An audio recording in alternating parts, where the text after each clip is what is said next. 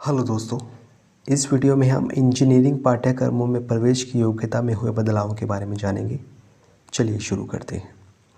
अखिल भारतीय तकनीकी शिक्षा परिषद यानी कि AICTE ने इंजीनियरिंग पाठ्यक्रमों की प्रवेश स्तरीय योग्यता में बदलाव करते हुए फिजिक्स, रसायन विज्ञान और गणित की अनिवार्यता को समाप्त कर दिया है।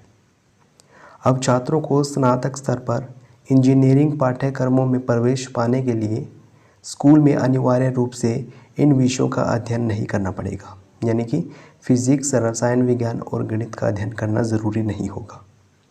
ज्ञात हो कि इससे पूर्व नियमों के मुताबिक फिजिक्स, रसायन विज्ञान और गणित आदि विषय कंप्यूटर विज्ञान और इलेक्ट्रॉनिक्स जैसे अधिकांश इंजीनियरिंग पाठ्यक्रमों के लिए अनिवार्य थे।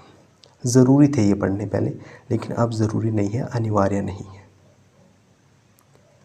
हालांकि उपरोक्त नियम राज्य सरकार और इंजीनियरिंग स्कूलों के लिए बाध्यकारी नहीं है, वो इसको मान भी सकते हैं, नहीं भी।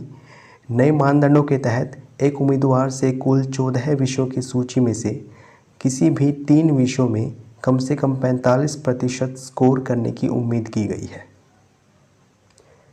चूँकि ये कार्य अखिल भारतीय तकनीकी शिक्षा परिषद ने किया है, आइए इसके बारे में कुछ बातें कर लेते हैं।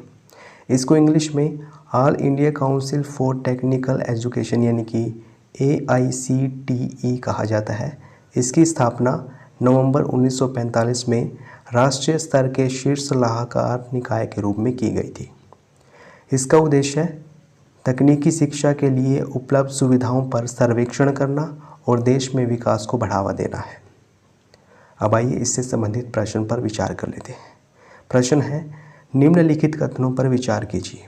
पहला कथन, AICTE के मुताबिक अब छात्रों को स्नातक स्तर पर इंजीनियरिंग पाठ्यक्रमों में प्रवेश पाने के लिए स्कूल में अनिवार्य रूप से फिजिक्स, रसायन विज्ञान और गणित का अध्ययन करना पड़ेगा। दूसरा कथन, AICTE की स्थापना नवंबर 1945 में राष्ट्रीय स्तर के शीर्ष सलाहकार निकाय के रूप में की गई थी। उपरोक्त कथनों में से कौन सा या से सही है या है? ऑप्शंस हैं केवल 1, केवल 2, 1 और 2 दोनों, या फिर इनमें से कोई नहीं। इसका सही जवाब है ऑप्शन बी, यानी कि केवल दूसरा कथन सही है। आशा करता हूँ आपको कुछ सीखने को मिला होगा।